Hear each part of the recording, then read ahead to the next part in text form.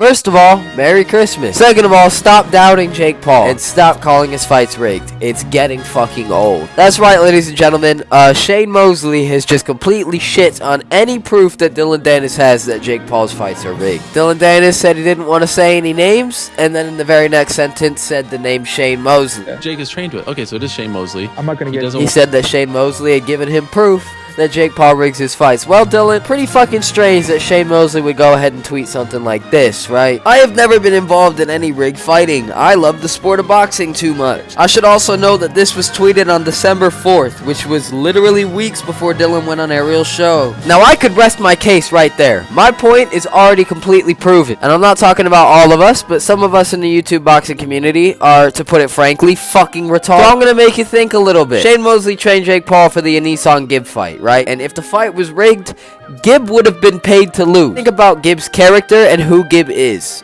Do you really think Gibb is gonna do that? I think not. With how much that fight meant to Gibb, how long he'd been begging for that fight, it makes absolutely no sense that he would go ahead and rig it. Gibb got robbed against Taylor Holder, and then for over a year hunted down the CEO of the organization that took away his W. That does not sound like a man that doesn't give a shit about winning and doesn't give a shit about his record. I think that the last thing Gibb would ever do is rig a fight for him to lose. It makes absolutely no sense. And if you're like, oh, well, that's just so it doesn't look like he rigged the fight, do you really think that Gibb is going to go through all of that just to defend Jake Paul? Do you really think that Gibb, a friend of KSI, a sparring partner of KSI, someone in the UK YouTube scene, is going to go that far to defend Jake Paul?